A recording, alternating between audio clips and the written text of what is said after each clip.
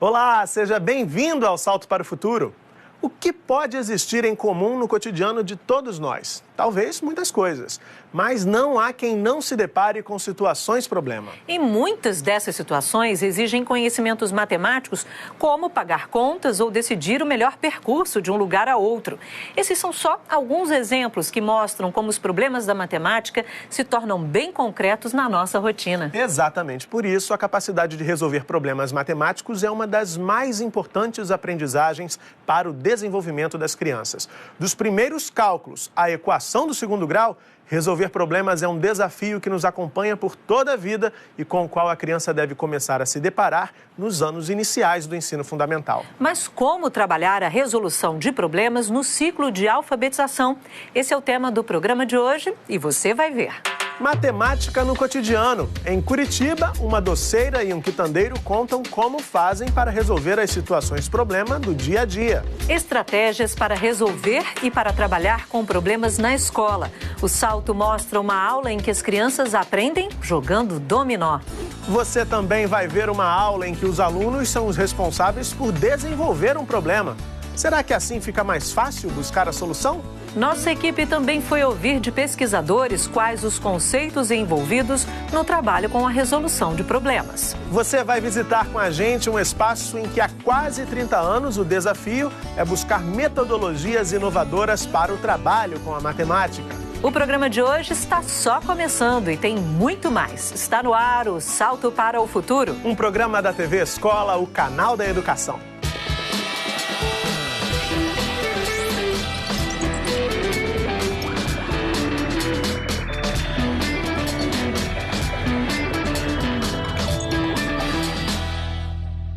No nosso dia a dia, em todas as áreas da nossa vida e nas mais diversas profissões, a cada momento é preciso lançar mão de algo que a gente aprende ainda no ciclo de alfabetização: a resolução de problemas. É o que acontece na rotina de uma doceira e de um quitandeiro que a gente conheceu lá em Curitiba. Quer ver só? Delícias como essas têm tudo a ver com matemática. Por exemplo, olhando assim, quem está de dieta logo pode imaginar que um brigadeiro se traduz em cerca de 100 calorias. Se render ao doce significa, então, fazer contas. Considerando que a média de consumo diário para um adulto é de 2.000 calorias, restam apenas 1.900 depois do deslize achocolatado. Mas a matemática não está presente apenas na vida de quem cuida da alimentação, claro. Antes dessas delícias irem adoçar alguma festa por aí, existe muito, mas muito trabalho. E o primeiro passo é calcular os ingredientes. Cristiane, como é que você faz para saber a quantidade de ingredientes necessários para uma encomenda como essa de 50 docinhos? Para 50 docinhos, eu uso 2 latas de leite condensado, 1 xícara de Nescau ou chocolate em pó e 1 colher de margarina ou manteiga. Mas aí como é que você chegou a esse cálculo que você precisava para 50, essa quantidade de ingredientes? A primeira vez que fui fazer os doces, né, eu apurei 1 lata, né, e fui verificar a quantia na lata de 200 ml, a quantia de doce que eu poderia ser possível, né, apurar, enrolar para entregar. Experiência, tentativa e erro. Etapas que Cristiane seguiu até definir a quantidade de ingredientes para a receita. E depois de encontrar a mistura ideal, vieram mais cálculos. Não adianta eu apurar 2 ou 3 latas e aí vai ter a sobra ou vai faltar. Então tem que fazer o cálculo correto para não sobrar e nem faltar. Além do cálculo dos ingredientes, outro item importante entra na planilha de Cristiane.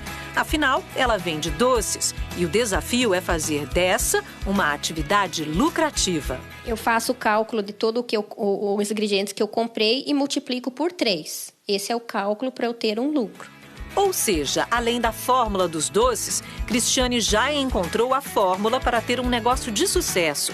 Descobertas que não deixam dúvidas sobre a presença da matemática no dia a dia da doceira. Eu uso todas as operações, a adição, né? Porque vou adicionar vários produtos, vou somar um com os outros, usando adição, multiplicação para chegar ao produto final, né? O que eu vou ter e dividir para ter o lucro que eu vou ter na porcentagem da entrega dos doces ao cliente. Enquanto eu conhecia o trabalho da Cristiane, o Murilo foi saber como essas mesmas operações matemáticas estão presentes numa quitanda. Para mostrar como a matemática está presente nas nossas vidas, a gente veio até essa quitanda aqui em Curitiba. Além de lidar com os preços e com as quantidades dos produtos que precisam ser repostos todos os dias no estoque, o Sérgio faz contas sempre que chega um novo cliente. E depois de 12 anos como quitandeiro, cada venda é tão natural que ele nem percebe que está lidando com aquilo que, em matemática, se chama de situação-problema.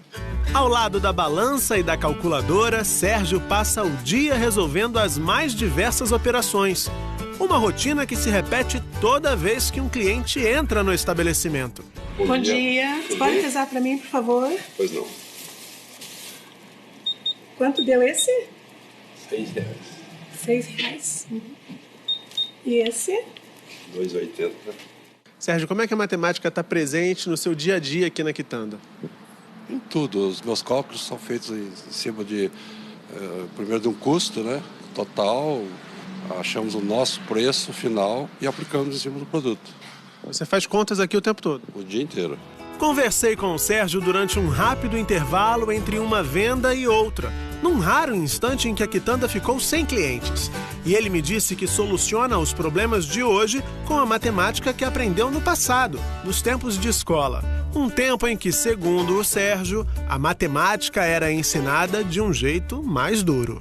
O que foi determinante, você acha, para que, apesar de, como você disse, a matéria ser mais dura, você tenha conseguido lidar bem com ela, a ponto de hoje, enfim, você viver cotidianamente, fazendo contas, lidando com números, valores, enfim?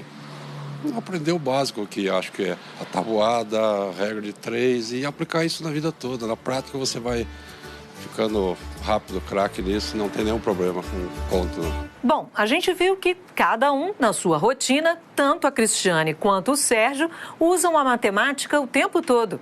Para eles, resolver problemas utilizando seus conhecimentos matemáticos é parte do dia a dia. Aliás, na vida de todos nós é assim. Mas e na escola? Como a resolução de problemas deve ser tratada no ciclo de alfabetização? A resolução de problemas tem que ser entendida como um processo que começa com tomar um problema real, traduzi-lo em linguagem matemática, obter daí a solução e, a partir dessa solução matemática, um número, uma equação, uma função, voltar e tirar conclusões sobre a situação real na qual ele partiu. Então, tem que ser pensado como um processo, onde cada parte é importante. A tradução, a resolução e a conclusão. Bárbara, e para começar esse trabalho com a resolução de problemas, a professora Denise, da Escola Municipal Umuarama, em Curitiba, recorreu a um jogo que tem origem desconhecida. Sabe-se apenas que ele chegou à Europa no século XVIII e que, na época, a brincadeira conquistou os primeiros adeptos nas cortes de Veneza e Nápoles, para depois, aos poucos, se espalhar por quase todo mundo. O Murilo está falando do dominó. Além de oferecer à professora inúmeras possibilidades de intervenção pedagógica, o jogo também atrai a garotada com um componente que é fundamental nessa etapa da vida escolar, a ludicidade. Veja na reportagem. O dominó não é novidade para esta turma do primeiro ano da Escola Municipal Umuarama. Tanto que, quando a professora começa a aula, perguntando sobre as regras do jogo, a resposta vem em coro. Quem conhece as regras deste jogo? O jogo do dominó iniciou aqui com essa turma com a professora de Educação Física. Então, como eu estou trabalhando com numeração, quantidade, relação número-quantidade, aproveitei esse momento da aula de Educação Física e foquei para o jogo voltado para o ensino da matemática. A questão da divisão de peças, quantas peças tem o jogo de dominó, a distribuição para os colegas da equipe, a formação de grupos, quantas crianças, quantas peças cada criança vai receber, como que faz. Então, o passo a passo do jogo em si. A estratégia da professora inclui etapas bem definidas. Num primeiro momento, por exemplo, ela forma grupos compostos por 4 alunos cada. Em seguida, incentiva as crianças a manipularem as peças livremente. Num primeiro momento, é importante que o professor deixe a criança explorar esse material. Então, não se preocupa muito com as regras em si, porque a criança ela tem necessidade de explorar o que ela ganhou, ela quer brincar do jeito dela, é bem importante isso. Depois você vai instigando e colocando regras. para chegar onde você deseja. João Eduardo ouviu as regras com atenção e explicou como o vencedor é definido quando a partida termina sem batida, fechada, nas ocasiões em que ninguém consegue colocar na mesa todas as peças que possui. Como é que você faz para saber quem ganhou o jogo? Quem tiver com menos pontos, se tiver o jogo fechado, daí é de pontinho, para contar quanto que a gente tem. E como é que vocês fazem para saber se cada um tá com as 7 pecinhas? A gente conta, depois a gente espera o outro contar. Depois a gente começa a jogar quando a prof falar. Coloquem as peças viradas para baixo e vão dividir essas peças entre vocês. Em seguida, Denise passa por cada grupo e observa as estratégias e hipóteses de cada aluno. Como estão no primeiro ano do ciclo de alfabetização, muitas crianças ainda não associam o dominó aos números. Reconhecem as peças pelas cores. Pelo mesmo motivo, muitas ainda não fazem contas.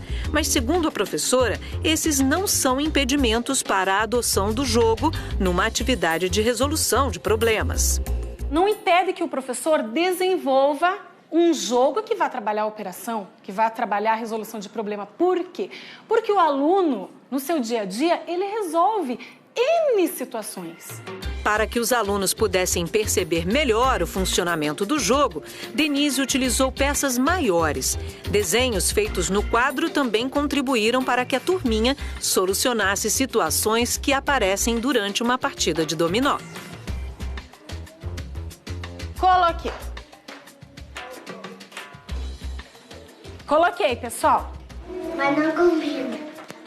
Mas vocês falaram amarela? Mas só que é pra colocar 5 também. Hã? 5 pra combinar com aquela, não é só amarela. Ah, não é só a cor. Tem que ser a mesma quantidade.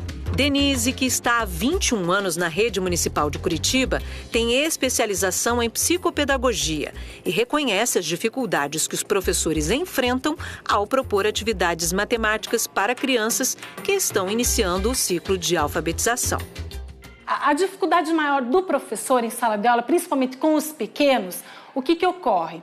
Ele trabalha ou só o lúdico ou só o caderno, o livro, só o material pedagógico em si de atividade de registro. Não consegue aliar uma coisa à outra. Ou faz só o lúdico e não consegue trazer pro teórico. Então, o professor tem que pesquisar, tem que planejar, tem que trocar informações, buscar sempre. Já que o assunto é a estratégia dos professores, a gente foi conhecer o trabalho da professora Alessandra Gaulic, da Escola Municipal Presidente Pedrosa. A Alessandra planejou uma atividade de resolução de problemas que envolve o trabalho com números, utilizando o material dourado e ainda a elaboração de um problema pelos próprios alunos. Vamos ver? O que será que a gente vai trabalhar hoje? Material dourado. Material dourado, jogo do banqueiro. Eu dou para as crianças uma folha de papel sulfite dividido em unidade, dezena e centena. Uma caixa de material dourado para cada equipe. Como nós já avançamos com a nossa numeração, nós vamos chegar hoje até 300. Agora eu dou 2 dados, onde eles jogam, ali eles já têm que fazer aquela operação ali de adição. E logo em seguida, daí o banqueiro, que é uma criança do grupo, por exemplo, ele jogou o dado lá, caiu no 5 e no 6. Deu 11. Então o banqueiro dá para ele a barrinha da dezena e mais uma unidade. O vencedor hoje será quem formar 3 plaquinhas dessa daqui. E me diga uma coisa, essa plaquinha aqui tem quantas unidades? 10. Quanto? 100. Quando a unidade chegar no 10, eu toco pela barrinha. Quando a barrinha chegar no 10, eu toco pela plaquinha. Olha só, pessoal, o Carlos conseguiu, ó. 100, ajudem, 100, 200, 300. Nós temos um número aqui que ele está entre 200 e 300. Ó, são 2 placas 3 barrinhas e 4 unidades. Que número nós temos aqui? 234. Muito bem. Agora nós vamos trabalhar um pouquinho com esse número. Nós vamos fazer alguns probleminhas em cima desse número. Um detetive dos números em cima dele. Esse detetive dos números é assim. Então, a partir, digamos, de uma tabela numérica, então eu proporciono para eles essa tabela de 200 até 300, e daí nesse detetive dos números eu vou lançando desafios para eles irem procurando nessa tabela. Vocês vão colar no caderno e vão preencher os números que estão faltando, ok? E como é que você faz para descobrir os números que estão faltando? Vendo qual vem depois do outro e qual vem antes. Agora, eu quero que vocês pintem na tabela o número 234. Eu quero que vocês desenhem agora aqui, ó. Registre aqui pra mim, tá? Vejam só, nós temos algumas palavras aqui, alguns dados, e desses dados nós vamos ter que formular um problema. O que é um problema? O problema é quando não tem uma pessoa que quer fazer uma coisa e quer saber quanto que vai dar. Daí a gente tenta resolver esse problema para dar a resposta. Onde é que a gente faz contas na nossa vida? Em qualquer lugar? Essa é uma outra forma de resolução de problemas que eu trabalho. Então eu coloco palavras, dados isolados no quadro, que a criança terá que ler, olhar e analisar o que eu posso fazer para desenvolver um problema em cima disso. Que estratégias que eu posso utilizar? Ana quer dividir 12 bombons em 3 caixas. Quantos bombons caberão em cada caixa? Quantos bombons eu tenho para dividir? 12. Como que eu faço essa divisão? Um em cada Vou contando um em cada caixa até chegar em que número? Então vamos lá. Então, como nós temos os conteúdos de sistema de numeração decimal, situação problema, né? Então eu procuro de certa forma abranger todos os conteúdos a partir de certas atividades. O IDEB, o Índice de Desenvolvimento da Educação Básica, vai de 0 a 10. Em 2013, a Escola Municipal Presidente Pedrosa, onde registramos essa atividade que acabamos de acompanhar, atingiu o índice de 7,3, bem acima da média nacional, que é de 4,6. Lá na escola, a gente quis conhecer o trabalho que possibilitou que esse índice fosse alcançado. E, além disso, de que forma a resolução de problemas está inserida no projeto político-pedagógico. Vamos ver só no In Loco.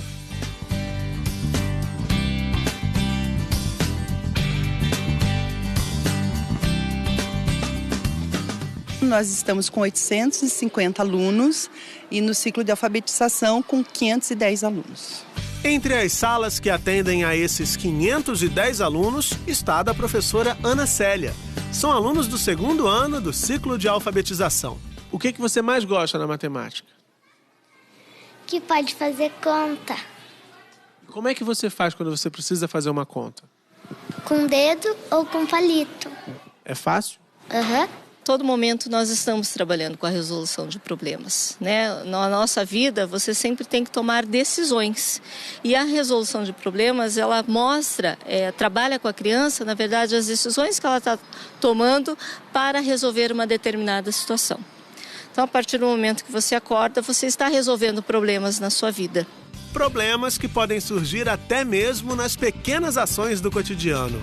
Aqui na sala, por exemplo, vocês perderam uma situação que aconteceu há pouco. Derramei o lanche. É um problema. E agora, o que a gente faz? Eles já sabem resolver, eles já buscam as alternativas para resolver isso sozinhos na medida do possível, né, de acordo com a idade.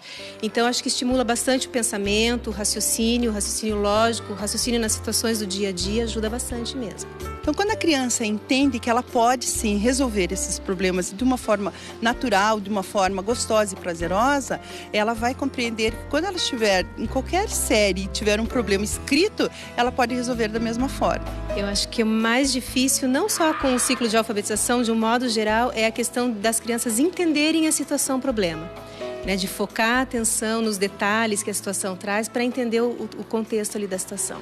Desafios como a compreensão da situação-problema são discutidos pelos professores e pela coordenação pedagógica em reuniões periódicas. Nós temos um momento aqui chamado permanência, que é um dia na semana que os professores se reúnem para planejarem juntos, né, para formatarem as suas atividades, pensarem nos seus alunos, como atingir da melhor forma esses alunos. O que motiva essa procura aqui pela escola? A percepção do compromisso dos professores daqui com a educação. Então, o nosso IDEB é muito bom, é um IDEB alto, mas é alto porque todos aqui se comprometem com o trabalho que estão fazendo. Efetivamente, vêm para trabalhar, pensando no aluno, na aprendizagem desse aluno. Isso a gente vem fazer aqui todos os dias. Bom, os números demonstram que a Escola Presidente Pedrosa está no caminho certo para garantir as aprendizagens dos alunos. Afinal, logo nos anos iniciais, a gente se depara com algumas situações problema. Até porque, nessa fase da vida, brincar é uma ação que significa resolver questões que o próprio jogo ou brincadeira impõe. Mas qual é o conceito de resolução de problemas no espaço escolar? E como é possível trabalhar esse tema com crianças em processo de alfabetização? Estas são perguntas-chave para entendermos esse assunto, que é o tema central do programa de hoje. Lourdes Onushiki é professora no curso de pós-graduação em matemática na Unesp. Em 1951, ela ingressou na Universidade de São Paulo para cursar matemática. Mas a afinidade com o assunto resolução de problemas veio muito mais cedo. Eu fui para a escola com 5 anos e meio. Não podia entrar no grupo, porque naquela ocasião precisava 7 anos. E eu fui para uma escola particular e tive uma professora, a dona Florinda, que além de dar aula no grupo, ela dava aula. E ela mandava a gente resolver problemas assim. Ela fazia uma horizontal, uma vertical, e a gente escrevia indicação e solução. Depois de ter entendido o problema, a gente escrevia por extenso. Eu vou juntar isto com isto porque o problema está pedindo isto. A gente vinha à direita e fazia a continha. A experiência da professora Lourdes Onushiki ressalta que palavras e números não se separam, especialmente quando o assunto é resolução de problemas. O homem, quando precisou criar o número, e isso não é de um dia para o outro, quando ele criou o número, também ele teve uma coisa, era para poder se comunicar no mundo das quantidades. E isso ocorria ao mesmo tempo. Então, palavra com ideia, número com quantidade são indissociáveis. O aluno precisa ler muito bem para resolver matematicamente um problema. Interpretação. Esta é uma palavra fundamental para o entendimento de situações-problema, segundo o professor Alexandre Trovão, da Universidade Federal do Paraná. Tem 2 maneiras de apresentar, por exemplo, a matemática, as operações, o que quer que seja. Uma delas é dizendo, tal coisa funciona dessa forma. Ponto. Isso é o que é tradicionalmente mais fácil fazer. Ou você pode colocar a criança ou o aluno frente a uma situação-problema, em que ele, ao raciocinar, sinta a necessidade de uma ferramenta, seja ela uma adição, uma subtração, ou seja uma função exponencial. Pode ser qualquer nível. No momento em que ele sente a necessidade dessa ferramenta, essa ferramenta passa a fazer sentido para ele. Mas o que significa, afinal, resolução de problemas? Problema é tudo aquilo que eu não sei fazer, mas que eu estou interessado em fazer. Senão, não é um problema. Se eu já sei a solução, não é mais problema para mim. Para a professora Lourdes Onushiki, não apenas o resultado, mas o caminho percorrido para a resolução de problemas tem um papel fundamental no processo de aprendizagem. A nossa linha atual de resolução de problemas não é ensinar matemática para resolver problemas, nem é teorizar só sobre resolução de problemas. É ensinar matemática enquanto resolve o problema. Mas para se chegar a esse resultado, é preciso que o professor preveja no seu planejamento as diversas etapas que envolvem a resolução de problemas. Então, muitas vezes o professor fala, puxa vida, eu tenho um tempo restrito, eu não vou conseguir cumprir isso daí. Só que ele tem que perceber que o resultado, por essa via que ele vai chegar, vai evitar uma série de problemas lá na frente. Uma série de problemas lá na frente podem ser evitados, porque aquele processo que você agora gastou um pouco mais de tempo, mas fez significado no aluno, induz a menos erros no futuro. Agora vamos acompanhar uma atividade preparada pela professora Renata Teixeira, da Escola Municipal Umuarama, no Paraná. Ao longo do ano, ela vem contando histórias sobre uma personagem da literatura infantil. E no dia da nossa gravação, Renata propôs para seus alunos um problema que envolve a personagem. Para resolver, eles vão ter que usar materiais como tampinhas de garrafa, palitos e desenhos. Vamos conferir. O nosso desafio de hoje tem a ver com a nossa personagem. A nossa personagem quem é? Pipi! Isso, olha só, a Pipi está com um probleminha para resolver.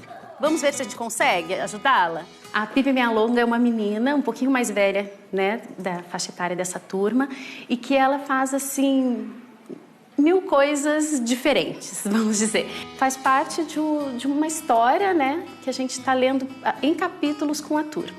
Para um piquenique, Pipi Meia Longa fez 4 caixas com 5 bolachinhas em cada uma. Quantas bolachinhas Pipi Meia Longa fez? A ideia, assim, era que eles pudessem resolver esses problemas nos grupos usando um determinado material. Para resolver esse desafio, eu vou entregar para vocês um material. Os palitinhos, a nossa coleção de tampinha e 2 folhas.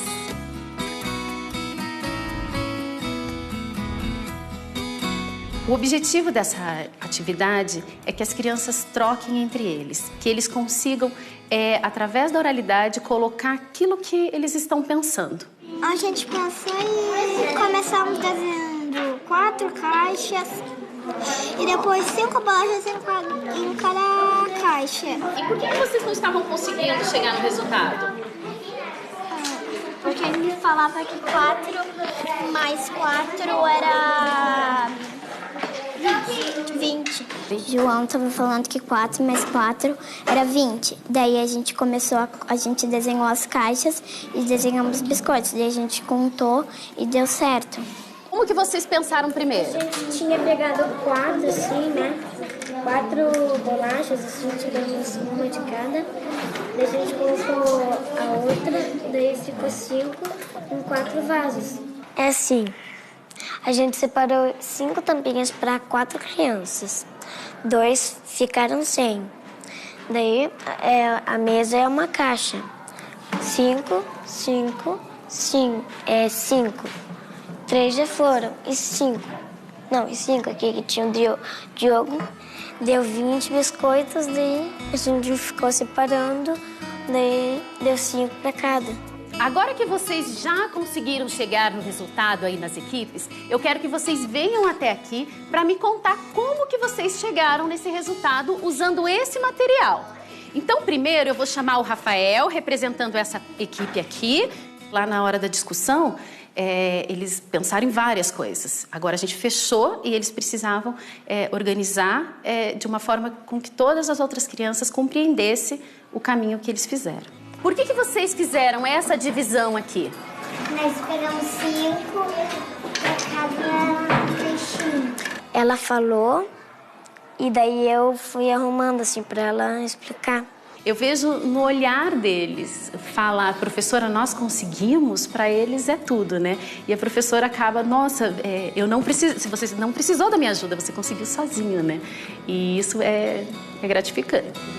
Na passagem por Curitiba, nossa equipe também conheceu um espaço que há quase 30 anos busca inovações para o trabalho com matemática nas escolas. É o Laboratório de Ensino e Aprendizagem de Matemática e Ciências Físicas e Biológicas da Universidade Federal do Paraná. No laboratório, alunos dos cursos de Pedagogia e de Matemática desenvolvem estratégias e recursos para tornar mais ricos os processos de ensino e de aprendizagem. A resolução de problemas é um dos destaques da metodologia, que também usa recursos que as crianças adoram, como os jogos. Esse é o Laboratório de Ensino e Aprendizagem de Matemática da Universidade Federal do Paraná, que existe desde 1985. O laboratório ele é um espaço em que nós desenvolvemos projetos de extensão. É um espaço vinculado aos nossos cursos de licenciatura de Matemática e Pedagogia, em específico nesse caso, em que nós trabalhamos com os alunos das licenciaturas de Matemática e Pedagogia no desenvolvimento de atividades relacionadas à metodologia de ensino. No sentido de pensar alternativas para dinamizar o ensino de matemática nas escolas, torná-lo mais interessante, torná-lo mais desafiador para os alunos de maneira geral. Essa inter-relação, essa interface que é possível de acontecer, ela é muito produtiva também para nós, professores da universidade, né? Porque o fato de estarmos trabalhando com formação de professores não significa que temos permanentemente o domínio e o conhecimento sobre o que acontece na escola. Neila, Etienne e Tânia integram a equipe do laboratório e também têm em comum a aposta nas metodologias diferenciadas para o trabalho com a matemática. O jogo em si, ele tem um potencial muito grande, porque trabalha com estratégias, trabalha com o raciocínio, muitas das jogadas envolvem conhecimentos matemáticos, envolvem atenção, envolvem várias habilidades que para o aluno aprender matemática são fundamentais. No dia da nossa visita ao laboratório, encontramos 2 turmas do ciclo de alfabetização. Acompanhadas pelas professoras, as crianças foram aprender um pouco mais de matemática brincando com um jogo de corrida de carros. E nesta turma do 1º ano do ensino fundamental, meninos e meninas pareciam estar bem envolvidos nas situações propostas pelo jogo. Eu quero saber quantas casas o carrinho amarelo tem que andar para ficar na mesma que os outros. 3. Quantas? 3. Olha, tá aqui. Quantas ele vai... 2 casas, né? Ela precisa raciocinar para poder encontrar estratégias para que ela alcance o objetivo dela, que é ganhar um jogo. Em outra sala do laboratório, uma turma do 3º ano jogava o mesmo jogo. Mas algumas adaptações garantiam um nível de dificuldade compatível com o estágio das aprendizagens das crianças. A trilha percorrida pelos carros, por exemplo, era maior do que na turma do 1º ano. Aí você vai aumentando gradativamente o grau de dificuldade na situação problema. Ali tem o sobe e desce. Então, ali eles já estão fazendo, né, aquele cálculo da subtração. Quando desce, tem que descer 1, 2 ou 3, né? Ou sobe tantos, já estão fazendo adição. No final, a gente usa uma problematização. Se a gente juntar todos os animaizinhos, quantos animaizinhos vão dar? Não precisa nem contar nos dedos, a gente já faz a soma na nossa cabeça. Aprendizagens que Michele, Laira e Andrews já começam a desvendar. Você gosta de matemática, Andrews? Sim. O que é matemática? Matemática é uma coisa que tem que aprender muitas coisas. Por que você acha que é importante saber matemática? Porque já desenvolve nossa cabeça e a gente vai aprendendo mais coisas. Você gosta de matemática, Laira? Sim. O que é matemática? Matemática é um número. E onde é que os números estão? Em toda parte. A resolução de problemas possibilita que o professor signifique conhecimento matemático. Ou seja, é o momento que ele aproveita a atividade do jogo, problematiza a situação do jogo e cria, então, as situações em que a criança vai precisar resolver problemas, sempre trabalhando o desenvolvimento de estratégias da criança para as suas soluções, principalmente nesse ciclo de alfabetização. Vamos voltar à Escola Municipal Umuarama, Bárbara. A escola fica lá em Curitiba. Vamos sim, Murilo. A escola recebe 590 alunos do ensino fundamental em 12 salas. E 1/3 da jornada de trabalho dos professores se destina a estudos e pesquisas. Então vamos chegar aqui pertinho do nosso telão para saber qual é o resultado dessa política, o que a gente vai conferir agora no In Loco. Ainda cedinho, a neblina encobre a rua onde fica a Escola Municipal Umuarama, que se prepara para receber os alunos em mais um dia de aula. A escola tem 12 turmas no ciclo de alfabetização. Ao todo, são 360 alunos do primeiro ao terceiro ano. Aqui, o trabalho com a matemática parte dos conhecimentos prévios das crianças. E as aulas têm lugar de destaque para os materiais concretos. Na sala do segundo ano, a professora Juliana dá as instruções para uma atividade que envolve resolução de problemas. A gente vai jogar o dado. Vocês vão pegar a quantidade que aparecer. Se vai aparecer 2, vocês vão pegar 2. Aí é a vez do colega. Hoje nós estamos realizando uma atividade, estamos fazendo uma aula com o conteúdo de dezena, aprendendo a agrupar e a trocar a unidade por dezena, 10 unidades por dezena. O Lucas conseguiria trocar essas 7 unidades por uma dezena? Por que não? Porque não fez 10. Porque não fez 10. Nós estamos utilizando o material dourado, que é um material bastante utilizado na rede municipal, que é de fácil acesso para todas as crianças, onde ele contém a unidade, a dezena e a centena. Neste primeiro momento, a gente inicia-se pela contagem da unidade. Através do jogo, eles contam de um por um até chegar na dezena, até chegar ao 10 e trocar pela dezena. Quando a criança brinca, ela reproduz um conhecimento que ela já tem. Então, através do brincar com material concreto, ela está brincando e aprendendo também. E isso torna mais palpável para a criança a matemática. Não são conceitos que ela vai decorando, são coisas que ela vai tomando consciência do uso que ela tem diário da matemática. Aqui na escola nós trabalhamos muito com o dia a dia deles, então eles trazemos situações, problemas que envolvam o dia a dia das crianças, que fica muito mais fácil para poder solucionar. E como é que você faz para resolver, para fazer uma continha? Eu empresto. Mas você conta como? Tipo, lá eu empresto 4 e se tenho 2 ali, eu ponho 12. A criança é muito criativa e quando ela brinca com os seus pares, há conflitos e ela tem que resolver esses problemas. Ali já é uma situação que a gente pode utilizar para a criança perceber que ela é capaz de resolver os problemas dela ali cotidiano. Dentro da matemática não é diferente. Nós nos surpreendemos com as atitudes das crianças e com as soluções que elas trazem. Raciocínio que pega até mesmo de surpresa o repórter. Você acha que quando sua mãe vai ao supermercado comprar alguma coisa, e aí ela tem que saber se aquele dinheiro que ela levou vai dar para pagar aquilo tudo que ela colocou no carrinho, você acha que ela faz conta ou ela não faz conta? Ela pega o cartão. Descontração à parte, essa garotada que está dando os primeiros passos na resolução de problemas aprende que por diferentes caminhos pode-se chegar ao mesmo resultado.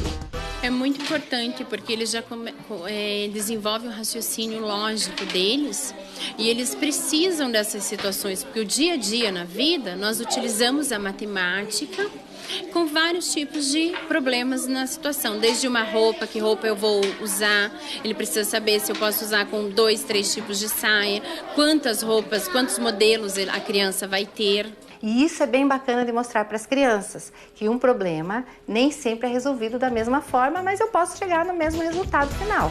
Bom, ao longo do programa de hoje, vimos vários exemplos de como o trabalho com a resolução de problemas pode ser desenvolvido no ciclo de alfabetização. Mas o que é preciso considerar na avaliação de uma atividade de resolução de problemas matemáticos?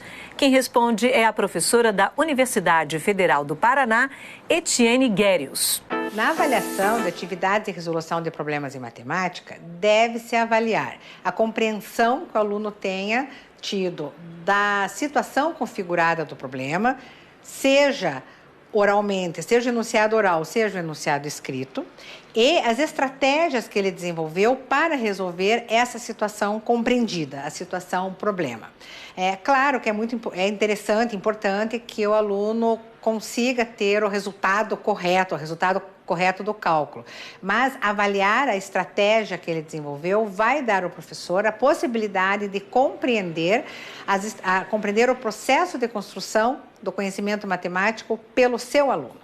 De volta à escola Umuarama, nossa equipe foi acompanhar uma atividade na sala da professora Márcia, que separou os alunos em grupos e pediu que eles fizessem a divisão de algumas balas entre os integrantes. O difícil foi segurar o desejo de comer o doce até o final de todas as etapas. Quer ver só? Vocês ganharam um punhadinho de balas. Vocês vão dividir essas balas de maneira que todo mundo fique contente. A ideia foi colocar 13 balas num grupo de 4 crianças. Por quê? Porque ia gerar uma polêmica ali. Seria fácil dividir 12, dividir e fazer uma divisão perfeita. Então, como que foi a divisão aqui? Com quantas balas você ficou? 3. Você? 3. Você? Não. E você? 3. Tá bom pra todo mundo? Não. Por quê? Como eram balas, eles quiseram dividir e repartir igualmente. Talvez, se a atividade não fosse tão significativa, fosse qualquer material, uma continha, não ia ter tanta importância para eles, se ia sobrar ou se não ia. A gente tem 3 e aqui essa é a última. Quantas crianças? Vai cortar o meio e a gente vai dar um pra cada um. Então, como que foi a divisão aqui? A gente separou um por um para dar 3 para cada e sobrou uma que a gente vai cortar em 4 pedaços para dar certinho para cada. E aí vocês fizeram o que com essa bala que sobrou? A gente cortou em 4 pedaços. Por quê? Porque ninguém queria ser guloso ou mal educado também. Agora, eu quero que vocês peguem essa folha de papel sulfite e vocês vão representar como que foi essa divisão, como que aconteceu isso. Vocês podem usar desenho, conta, o que vocês quiserem. A ideia é lançar um probleminha, né? Lançar uma situação e ver a maneira como que eles resolvem. Eles podem utilizar desenho, eles podem utilizar risquinhos, palitinhos e a partir daí sistematizar. Mostrar para eles que esse cálculo, esse desenho, essa representação que eles fizeram, né? Através de desenhos, pode ser feito através de uma conta. Pronto, agora tem um quadrado para cada, tá? Quem que vai desenhar nesse? A Cauana, a Vivian nesse, eu nesse e o Eduardo nesse, tá? Eu fiz assim, 4 carteiras de 4 bancos, eu fiz 4 pessoas e 3 balas, e aqui o papel que tinha bala no meio. E tem uma continha do lado. Essa continha foi meu amigo que fez. Né? Cada grupo utilizou uma estratégia, né? Alguns desenharam, repartiram, desenhando mesmo a mesa deles. Alguns precisaram desenhar as próprias crianças, repartindo um a um. As estratégias foram bem diferentes, mas eles perceberam que, apesar das estratégias diferentes, eles chegaram no mesmo resultado. E será que dá para fazer uma continha, uma conta representando essa atividade? Sim! Vocês já aprenderam conta de dividir, a conta da divisão? Não, vocês representaram aí com desenhos, né? Como que a gente pode representar essa atividade com uma conta? Quando as crianças percebem que dá para ser feita essa divisão, nessa repartição, a gente deve sistematizar. É muito importante o registro, né, escrito. Então é o momento de mostrar que aquela situação que eles fizeram no concreto, no caso com balas, tem como ser feito com números e mostrar que aqueles números estão representando aquela situação que eles viveram naquele momento anterior. Você gosta de matemática? Acha difícil? Por quê? Porque é de número, é muito fácil os números.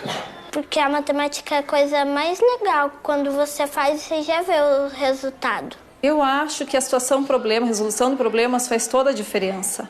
É diferente do que jogar uns números lá no quadro, fazer com que eles, a partir daqueles números, resolvam, cheguem a resultados. Não tem sentido para a criança. Eu acho que a partir de situações, problemas, que sejam criadas em sala, que sejam significativas para os alunos, que vai ter a compreensão da matemática.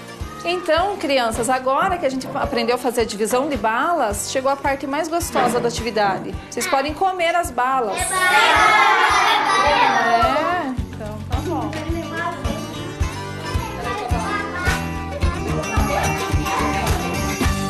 Essa atividade que a gente acabou de ver tem uma curiosidade. Em um dos grupos, o aluno que tinha recebido 4 balas encontrou uma solução inusitada.